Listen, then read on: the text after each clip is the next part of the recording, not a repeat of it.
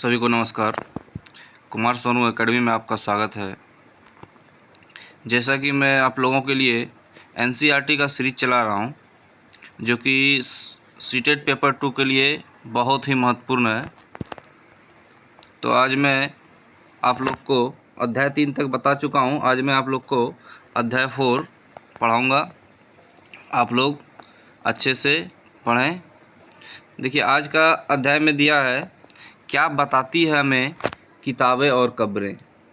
यानी कि किताबों से और कब्रों से हमें क्या प्राप्त होता है, उसी के बारे में आज हम लोग पढ़ेंगे। सबसे पहले देखिए, पुस्तकालय में मेरी नाम की लड़की है, लाइब्रेरी में है। जैसे ही घंटी बजी, शिक्षक ने छात्रों को अपने साथ आने को कहा। आज वे पहली बार पुस्तकालय जा रहे थे, यानी मैरी आज पहली बार पुस्तकालय जा रही थी। मैरी ने देखा कि पुस्तकालय उसकी कक्षा से काफ़ी बड़ा था और वहाँ किताबों से भरे कई रैक थे। कोने में एक अलमारी थी जो मोटी मोटी किताबों से भरी थी। मैरी को एक अलमारी खोलने की कोशिश करते देख शिक्षक ने कहा, उस अलमारी में अलग अलग धर्मों से जुड़ी हुई महत्वपूर्ण किताबें हैं। क्या तुम्हें मालूम है कि हमारे पास वेदों का भी एक संग्रह है? मैरी सोचने लगी, वेद क्या है? यानी मैरी सोचने लगी, वेद क्या है? तो आज हम लोग ये पढ़ेंगे कि वेद क्या है। आगे पढ़ेंगे, चलो पता लगाएं वेद क्या है। दुनिया के प्राचीन ग्रंथों में एक, देखिए, दुनिया के प्राचीन ग्रंथों में एक है वेद। शायद तुमने वेदों के बारे में सुना होगा। वेद 4 है। देखिए, ये सब नोट करते जाएंगे आप लोग। ऋग्वेद, सामवेद, यजुर्वेद, अथर्ववेद। सबसे पुराना वेद है ऋग्वेद, जिसकी रचना लगभग 3500 साल पहले हुई। ऋग्वेद में 1000 से ज़्यादा प्रार्थनाएं हैं, जिन्हें सूक्त कहा जाता है। सूक्त का मतलब है अच्छी तरह से बोला गया। आप लोग ये सब जितने मैं अंडरलाइन करते जा रहा हूँ, ये सब नोट करेंगे, सारे इंपॉर्टेंट हैं। सब पूछ लिया जाता है एग्जाम में, सबसे पुराना वेद, तो आप लोग जवाब देंगे ऋग्वेद। ऋग्वेद में कितनी सूक्त ये प्रार्थनाएं हैं जिन्हें सूक्त कहा गया, तो आप लोग जवाब देंगे 1000 से ज़्यादा सूक्त है। विभिन्न देवी देवताओं की स्तुति में रचे गए हैं, यानी देव। इनमें से 3 देवता बहुत महत्वपूर्ण है, अग्नि, इंद्र और सोम। अग्नि आग के देवता, इंद्र युद्ध के देवता हैं और सोम एक पौधा है जिसे एक खास पेय बनाया जाता है। वैदिक प्रार्थनाओं की रचना ऋषियों ने की थी। देखिए, ये सब नोट करते जाएंगे आप लोग। वैदिक प्रार्थनाओं की रचना किसने की थी? तो ऋषियों ने की थी। आचार्य विद्यार्थियों को एक मिनट।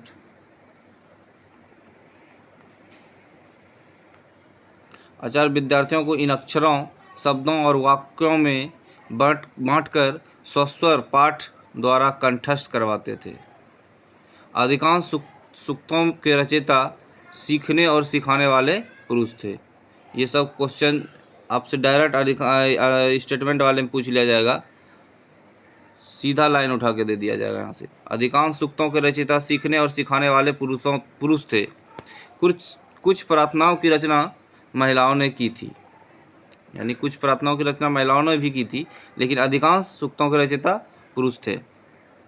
ऋग्वेद की भाषा प्राकृत संस्कृत, यहाँ प्राक दिया है, संस्कृत या वैदिक संस्कृत कहलाती है।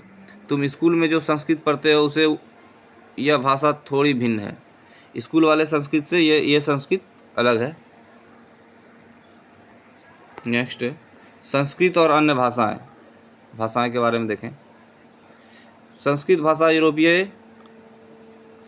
भाषा भारोपीय लिखा है, जिसे हम लोग यूरोपीय बोलते हैं, भारत यूरोपीय भाषा परिवार का हिस्सा है। यानी संस्कृत भाषा जो है यूरोपियों के परिवार का हिस्सा है। भारत की कई भाषाएं, असमिया, गुजराती, हिंदी, कश्मीरी, सिंधी, एशियाई भाषा जैसे फारसी तथा यूरोप की बहुत सी भाषाएं जैसे अंग्रेजी, फ्रांसीसी, जर्मनी, यूनानी, इतालवी, स्पेनिश आदि इसी परिवार से जुड़ी हुई है। उन्हें एक भाषा परिवार इसलिए कहा जाता है क्योंकि आरंभ में उन्हें कई शब्दों एक जैसे थे। उदाहरण के लिए मातृ, संस्कृत में मातृ बोलते हैं, हिंदी में माँ और अंग्रेजी में मदर। शब्द को देखो, क्या तुम में एक समानता दिखती है? दिखती है। यानी संस्कृत में मातृ बोला जाता है माँ को, हिंदी में माँ, इंग्लिश में मदर। उपमहाद्वीप में दूसरे भाषा परिवारों की भी भाषाएं बोली जाती है। दूसरे भाषा परिवारों की भी भाषाएं बोली जाती है। उदाहरण के लिए पूर्वोत्तर प्रदेश में तिब्बत बर्मा परिवार की भाषाएं बोली जाती है। देखिए तमिल, तेलुगु, कन्नड़, मलयालम द्रविड़ भाषा परिवार की भाषा है। जबकि झारखंड और मध्य भारत के कई हिस्सों में, देखिए ये सब क्वेश्चन झारखंड और मध्य भारत में बोली जाने वाली भाषा में कौन सा आ जाएगी? एक मिनट। ऑस्ट्रो एशियाटिक परिवार से जुड़ी है। जो भाषा बोली जाती है झारखंड में वो किस परिवार से जुड़ी है? ऑस्ट्रो एशियाटिक परिवार से जुड़ी है। जब हम इन किताबों को पढ़ते हैं वे लिखी और छापी गई है। ऋग्वेद का उच्चारण किया जाता था और श्रवण किया जाता था, ना कि पढ़ा जाता था। यानी ऋग्वेद का उच्चारण किया जाता था और श्रवण किया जाता था, ना कि पढ़ा जाता था। रचना की कई सदियों के बाद इसे पहली बार लिखा गया। रचना की कई सदियों के बाद इसे पहली बार लिखा गया। यानी ये जो ऋग्वेद था लिखा नहीं गया था पहले। कई वर्षों के बाद इसे, कई वर्षों नहीं, यहाँ कई सदियों के बाद इसे पहली बार लिखा गया। इसे छापने का काम तो मुश्किल से 200 साल पहले हुआ। यानी मात्र 200 साल पहले छपा। इसे आप लोग नोट कर लेंगे। ऋग्वेद को छापने का काम कब किया गया, तो आप लोग जवाब देंगे 200 साल पहले। ऋग्वेद का उच्चारण किया जाता था और श्रवण किया जाता था, ना कि पढ़ा जाता था। क्योंकि लिखा ही नहीं है तो पढ़ेंगे कैसे? लिखा नहीं गया था तो पढ़ा नहीं जाता था। चलिए नेक्स्ट, इतिहासकार ऋग्वेद का अध्ययन कैसे करते हैं? इतिहासकार ऋग्वेद का अध्ययन कैसे करते हैं? इतिहासकार पुरातत्ववेत्ताओं की तरह ही अतीत के बारे में जानकारी इकट्ठी करते हैं, लेकिन भौतिक अवशेषों के अलावा वे लिखित स्रोत का भी उपयोग करते हैं। चलो देखते हैं कि ऋग्वेद का अध्ययन कैसे करते हैं। ऋग्वेद के कुछ सूक्त वार्तालाप के रूप में है। विश्वामित्र नामक ऋषि और देवियों के रूप में पूजित दो नदियों ब्यास और सतलज के बीच यह संवाद एक ऐसे ही सूक्त का अंश है। इन नदियों को हम देखेंगे मानचित्र में। पृष्ठ संख्या 2 पे ही था, यहाँ तो कोई मानचित्र दिया नहीं है, आगे होगा।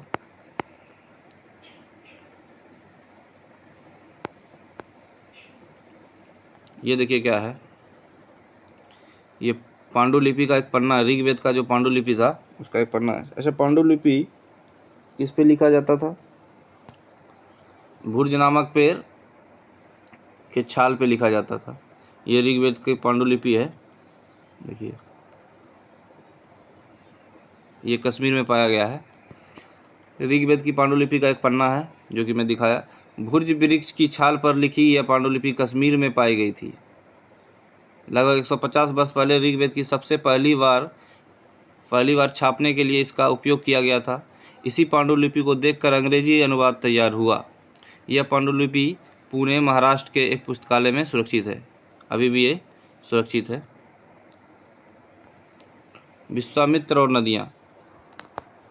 चलिए विश्वामित्र क्या और नदियाँ के बारे में क्या दिया है देखते हैं हम लोग। विश्वामित्र, हे नदियों, अपने बछड़ों को चाटती हुई दो दमकती गायों की तरह दो फुर्तीली घोड़ों की चाल से पहाड़ों से नीचे। इससे क्वेश्चन नहीं आएगा आप लोग का, इसे आप लोग इसे पढ़ लीजिएगा, लेकिन इससे क्वेश्चन आएगा नहीं।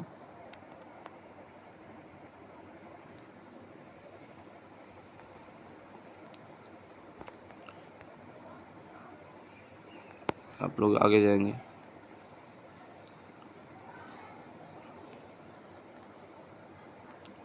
मवेशी, घोड़े और रथ।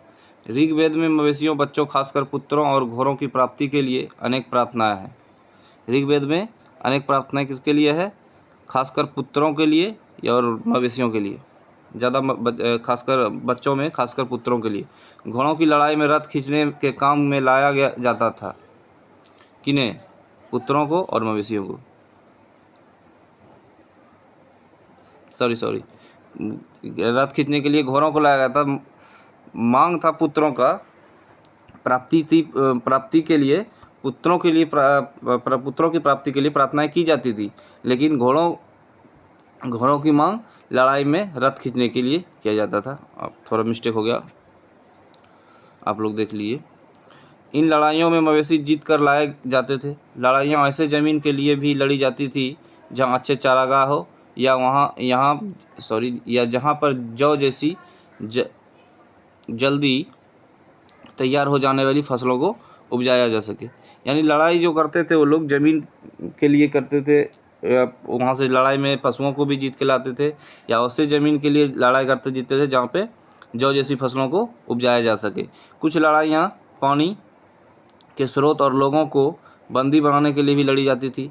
युद्ध में जीते गए धन का कुछ भाग सरदार रख लेते थे तथा कुछ हिस्सा पुरोहित को दिया जाता था। युद्ध जो होता था उसमें जीता गया धन जो है, कुछ हिस्सा सरदार रख लेते थे जो लड़ाई किया, और कुछ हिस्सा पुरोहित यानी ब्राह्मणों को दे दिया जाता था। शेष धन आम लोगों में बांट दिया जाता था। कुछ धन यज्ञ, देखिए ये क्वेश्चन स्टेटमेंट में पूछ लिया जाएगा। युद्ध में जो लड़ा गया धन है उसमें से कुछ धन यज्ञ करने के लिए प्रयुक्त होता था। तो आप लोग स्टेटमेंट वाले क्वेश्चन में अगर आप लोग पढ़े रहेंगे तो आप बोलेंगे स्टेटमेंट एक सही है। यज्ञ की आग में आहुति दी जाती थी। ये आहुतियाँ देवी देवताओं को दी जाती थी। घी अनाज और कभी कभी जानवरों की भी आहुति दी जाती थी, यानी बलि। अधिकांश पुरुष इन युद्धों में भाग लेते थे। कोई अस्थायी सेना नहीं होती थी। अधिकांश पुरुष इन युद्धों में भाग लेते थे, मतलब यहाँ कोई अस्थायी सेना नहीं होता था। वहाँ के जो जनता होंगे वही लोग लड़ाई में, युद्ध में भाग लेते थे। लेकिन लोग सभाओं में मिलते जुलते थे और युद्ध व शांति के विषय में सलाह मशविरा करते थे। वहाँ से ऐसे लोग को अपना सरदार चुनते थे जो बहादुर और कुशल योद्धा हो। सरदार ऐसे लोग को चुनते थे जो बहादुर और कुशल होते थे, उन्हें सरदार के रूप में चुना जाता था। लोगों की विशेषता बताने वाले शब्द। लोगों का वर्गीकरण काम, भाषा। देखिए लोगों का वर्गीकरण कैसे किया गया है। लोगों का वर्गीकरण काम के आधार पे, भाषा के आधार पे, परिवार के आधार पे, समुदाय, निवास स्थान या संस्कृति परंपरा के आधार पर किया जाता है। मतलब वर्गीकरण जो किया गया है लोगों का, उनके काम के आधार पे, भाषा के आधार पे, परिवार के आधार पे, समुदाय के आधार पे, या निवास स्थान के आधार पे, या सांस्कृतिक परंपरा के आधार पर। ऋग्वेद में लोगों की विशेषता बताने के लिए कुछ शब्दों को देखो। ऐसे दो समूह है जिनका वर्गीकरण काम के आधार पर किया गया है। पुरोहित, जिन्हें कभी कभी ब्राह्मण कहा जाता है, तरह तरह के यज्ञ और अनुष्ठान करते थे। दूसरे लोग थे राजा। एक तो पुरोहित कहा जाता था, क्यों कहा जाता था? क्योंकि वो यज्ञ का काम कराते थे इसलिए। और दूसरे राजा, ये राजा वैसे नहीं थे जिनके बारे में तुम बाद में पढ़ोगी। ये ना तो बड़ी राजधानियां और महलों में रहते थे, ना इनके पास सेना थी, ना ही ये कर वसूलते थे। प्रायः राजा की मृत्यु के बाद उसका बेटा अपने आप ही शासक बन जाते थे, यानी सत्ताधारी वाला बात हो गया। राजा की मृत्यु के बाद उनका बेटा खुद ही शासक बन जाते थे। जनता या पूरे, ये आप लोग पता है, आप लोग के लिए नहीं है। ऊपर वाला लाइन जो क्लास 6 के बच्चे हैं उनके लिए है, उनके बुक में दिया गया है, तो ये आप लोगों के लिए नहीं है। आप लोग उन पर ध्यान नहीं दीजिएगा। मैं जो अंडरलाइन करते जा रहा हूँ आप सिर्फ उन्हें ध्यान दें। जनता या पूरे समुदाय के लोग, दो शब्दों का इस्तेमाल होता था। एक था जन, जिसका प्रयोग हिंदी व अन्य भाषाओं में आज भी होता है। दूसरा था विश्व, जिसे वैश्य शब्द निकलता है। इस विषय पर तुम अध्याय 5 में विस्तार से पढ़ोगे। मतलब इसके बारे में हम लोग अध्याय 5 में पढ़ेंगे, अगले अध्याय में पढ़ेंगे। ऋग्वेद में 20 और जनों के नाम मिलते हैं, इसलिए हमें पुरुजन या विश्व, भारत जन या विश्व, यदुजन या विश्व जैसे कई उल्लेख मिलते हैं। ये सब नहीं उतना इम्पोर्टेंट है। जिन लोगों ने प्रार्थना की रचना की वे कभी कभी खुद को आर्य कहते हैं। ये यहाँ पे अंडरलाइन करना पड़ेगा। जिन लोगों ने प्रार्थना की रचना की वे कभी कभी खुद को आर्य कहते थे तथा अपने विरोधियों को दास या दस्तु कहते थे। दस्तु वे लोग थे जो यज्ञ नहीं करते थे और शायद दूसरी भाषाएं बोलते थे। बाद के समय में दास स्त्रीलिंग, मतलब दास का स्त्रीलिंग यानी दासी शब्द का मतलब गुलाम हो गया। दास वे स्त्री और पुरुष होते थे जिन्हें युद्ध में बंदी बनाया जाता था। उन्हें उनके मालिक की जायदाद माना जाता था। जो भी काम मालिक चाहते थे वे मतलब उनसे करवाते, उन सब को करना पड़ता था। दास यानी एक तरह से आप लोग उन्हें नौकर भी बोल सकते हैं, मालिक की सेवा करने वाले। जिस युग में उपमहाद्वीप के उत्तर पश्चिम में ऋग्वेद की रचना हो रही थी उसी समय दूसरे जगह पर एक अलग तरह का विकास हो रहा था। देखो वहाँ क्या हो रहा था, नीचे देखेंगे हम लोग।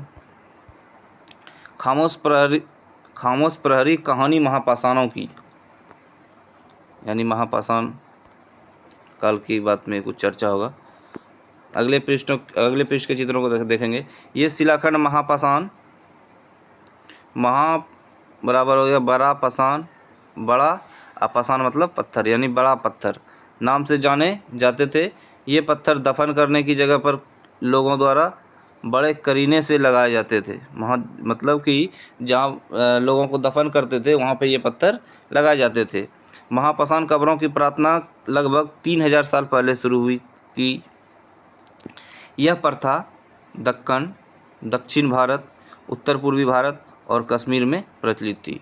मतलब जहाँ पे लोग को दफन करते थे वहाँ पे पत्थर लगाने की प्रथा जो है यहाँ पे थी। दक्कन में थी, दक्षिण भारत में, उत्तर पूर्वी भारत में और कश्मीर में प्रचलित थी।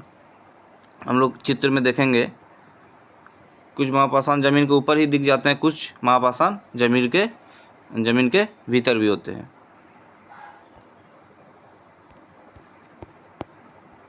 देखिए इन्हीं पत्थरों के बारे में चर्च किया गया है।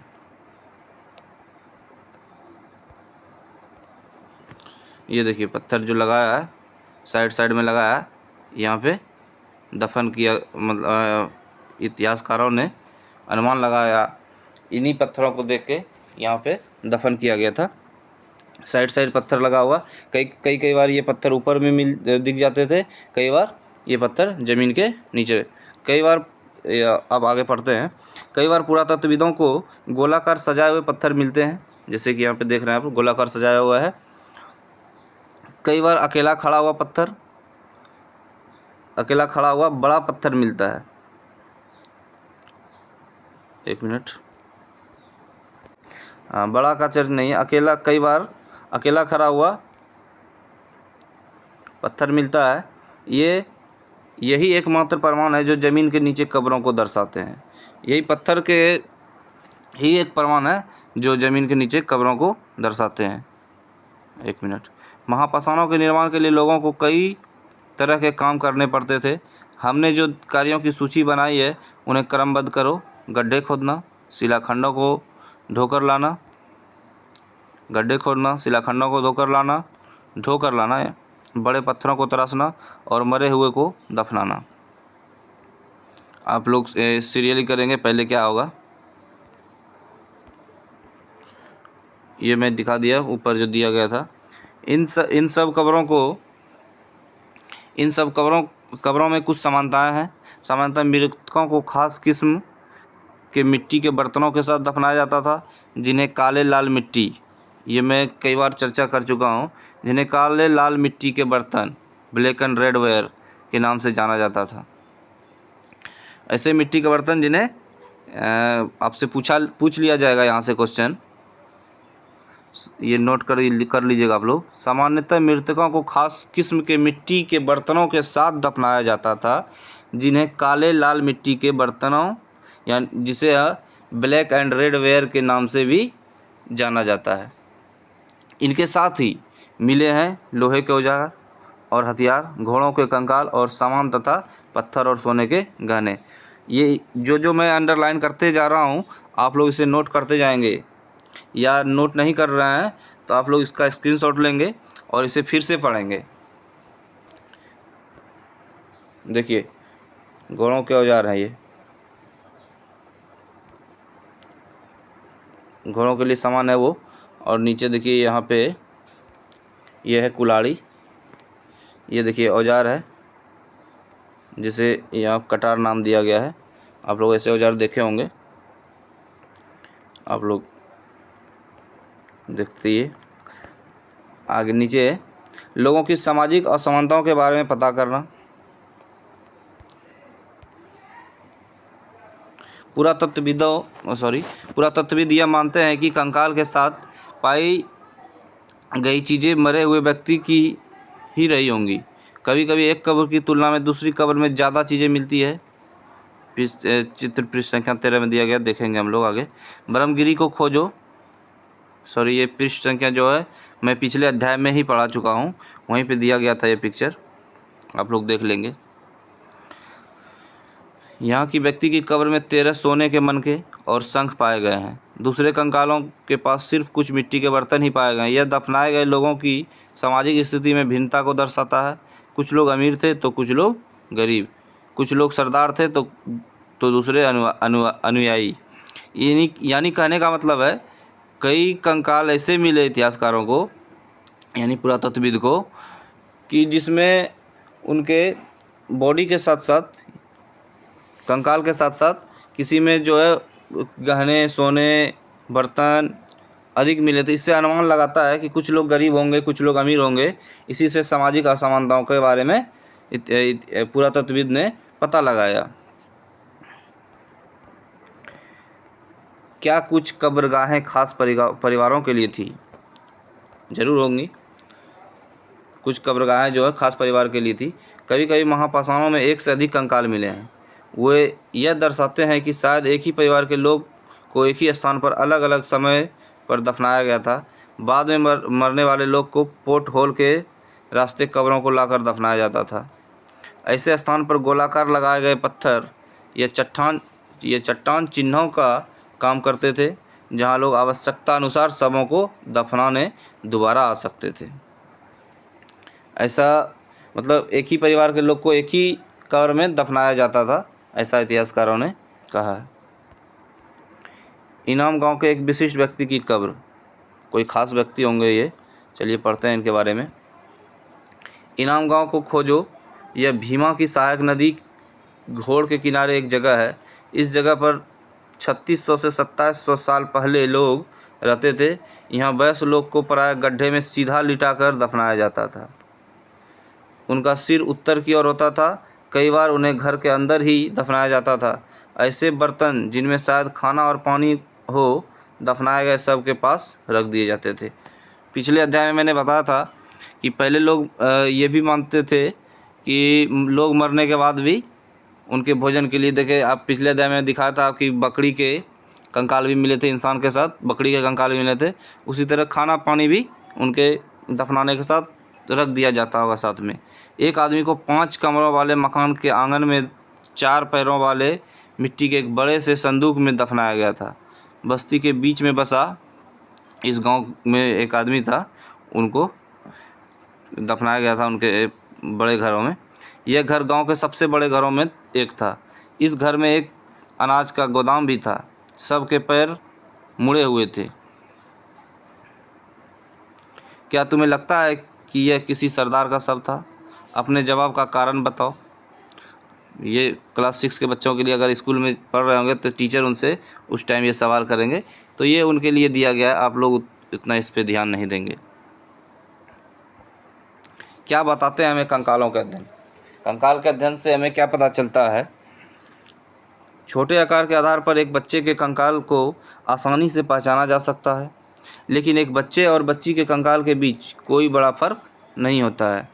यानी छोटा और बड़ा रहेगा तो कंकाल को पहचान लिया जाएगा, लेकिन अगर एक छोटा बच्चा और छोटी बच्ची है तो हम लोग उस कंकाल को देखकर फ़र्क नहीं कर सकते हैं, जब तक कि उनका कोई टेस्ट नहीं हो जाए। बिना टेस्टों के ऐसे अनुमान नहीं लगाया जा सकता है।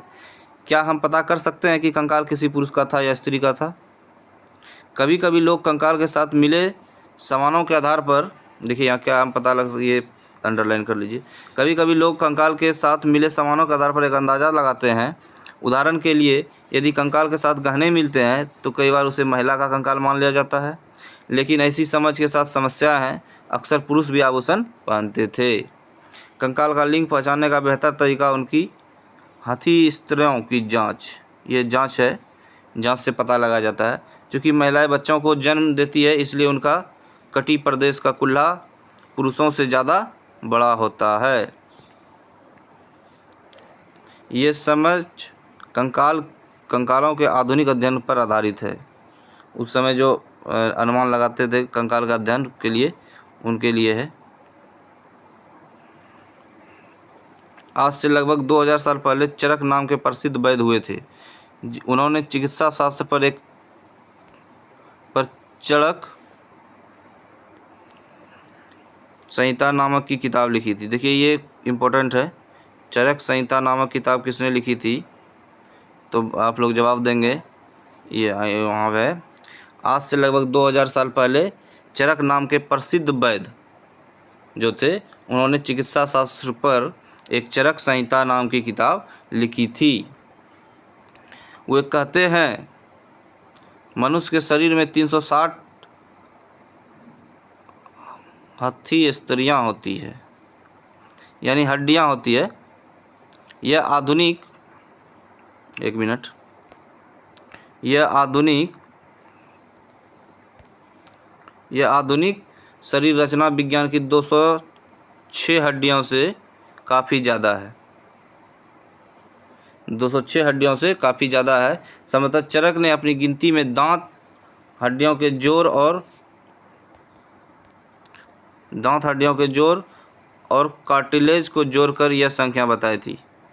उन्होंने अपनी किताब में बताया था कि ये हड्डियाँ 360 होती हैं, लेकिन आधुनिक शरीर विज्ञान जो कहता है कि मानव शरीर में 260 हड्डियाँ होती है। इन्हीं के बारे में चर्चा है, उतना इम्पोर्टेंट है नहीं, आप लोग ध्यान दे दीजिएगा। इससे कोई क्वेश्चन एक ही अंडरलाइन में जो किया था, अच्छा ये संहिता वाला कि पुस्तक चरक नामक पुस्तक किसने लिखी थी, आप इसे अंडरलाइन कर लेंगे। इम्पोर्टेंट यही एक लग रहा है, इससे ज़्यादा क्वेश्चन आता नहीं है। इससे आगे देखेंगे। इनाम गांव के लोग के काम धंधे, वहाँ के लोग के काम धंधे क्या थे? इनाम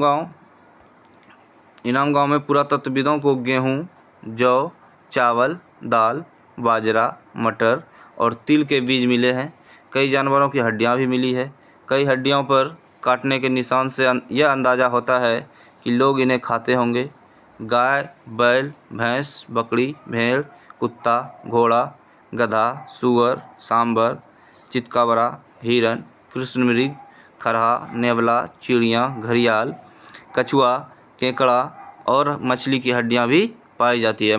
यानी कि आप लोग देख सकते हैं कितने सारे जानवरों की हड्डियां इनाम गांव से पाए गए हैं। ऐसे साक्ष्य मिले हैं कि बैर, आंवला, जामुन, खजूर और कई तरह की रसभरियां एकत्र की जाती थी। देख लीजिए इमाम गांव से क्या क्या मिला है, आप लोग एक बार ध्यान दे दीजिएगा, ध्यान से देख लीजिए। अन्यत्र एटलस में चीन को देखो। लगभग 3500 साल पहले हम यहाँ की लेखन कला के सबसे पुराने उदाहरण पाते हैं। एटलस में चीन को देखने के बाद हम लोग लगभग 3500 साल पहले यहाँ की लेखन कला को सबसे पुराने उदाहरण, एटलस को सिर्फ चीन में देखने को कहा गया। वहाँ की जो लेखन कला है 3500 साल पहले जो कला है, इसे सबसे पुराने उदाहरण में पाते हैं, जो कि देखिए यहाँ पे है, दिया गया है। वहाँ की लेखन कला जो है देख लीजिए आप लोग। यह जानवरों की हड्डियों पर लिखा गया था। इन्हें भविष्यवाणी करने वाली हड्डियाँ कहा जाता है, क्योंकि यह मान्यता थी कि ये भविष्य बताती है। राजा लोग लिपिकारों से इन हड्डियों पर सवाल लिखवाते थे। क्या वे युद्ध जीतेंगे? क्या फसलें अच्छी होंगी? क्या उन्हें पुत्र होंगे? फिर इन हड्डियों को आग में डाल दिया जाता था, जहाँ इनमें गर्मी के चटक कर दरारें फट जाती थी। भविष्यवक्ता इन दरारों को बड़े ध्यान से देखकर भविष्यवाणी करने की कोशिश करते थे, जैसा शायद तुम भी सोच रही होगी या रहा होगा। ये भविष्यवक्ता ये उनके बारे में जो लड़की लाइब्रेरी में गई थी, मैरी को बताया जा रहा है ये सब। ये भविष्यवक्ता कभी कभी गलती भी करते थे। ये राजा शहरों में महल बनाकर रहते थे। उन्होंने बेशुमार दौलत इकट्ठी कर ली थी, जिनमें बड़े बड़े नक्काशी किए हुए कांसे के बर्तन शामिल थे, लेकिन वे लोहों का इस्तेमाल करना नहीं जानते थे। अब यहाँ पे दे दिया गया है, कल्पना करो। ये क्वेश्चन आप लोगों के लिए नहीं है, फिर भी मैं बता दे रहा हूँ, दे रहा है। ये क्लास 6 के बच्चों के लिए। कल्पना करो तुम 300 वर्ष पहले के इनाम गांव में रहती हो। पिछली रात सरदार की मृत्यु हो गई। आज तुम्हारे माता पिता दफन की तैयारी कर रहे हैं। यह बताते हुए सारे दृश्य का वर्णन करो कि अंतिम संस्कार के लिए कैसे भोजन तैयार किया जा रहा है। तुम्हें क्या लगता है खाने में क्या दिया जाएगा? ये आप लोग के लिए इम्पोर्टेंट नहीं है। अच्छा हाँ, यहाँ उपयोगी शब्द दिया गया है। ये शब्द जो दिया गया है, 1 मिनट, इन शब्द के बारे में आप लोग ऐसे बताएंगे।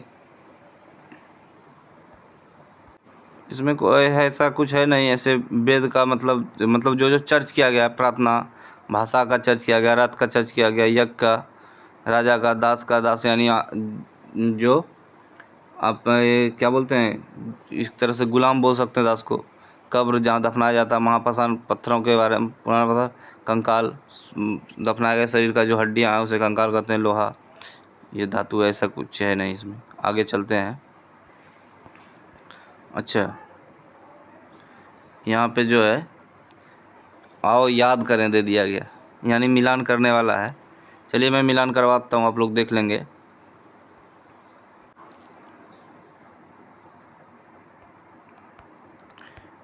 ये क्वेश्चन ये तो आप इम्पोर्टेंट है, आप लोग नोट करते जाएंगे। वेदों की रचना, सॉरी पहले ये कर लें।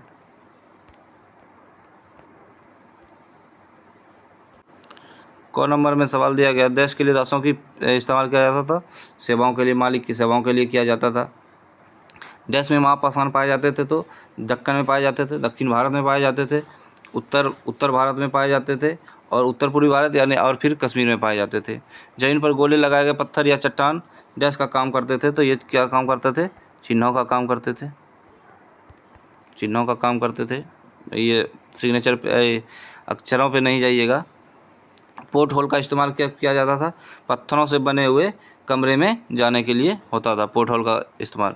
इनाम गांव के लोग क्या खाते थे, यानी डैश खाते थे, तो वहाँ अनाज मिलता था, मांस मछली फल यही सब खाते थे। और उसके बाद आप लोग इसे तो इम्पोर्टेंट समझिएगा, जितने भी तिथियाँ दी गई है आप इसे एक बार देख लीजिएगा। वेदों की रचना 3500 साल पहले, महापाषाणों के निर्माण, ये सब 3000 जो भी है इन्हें देख लीजिएगा। चलिए दोस्तों, इस तरह से आज की क्लास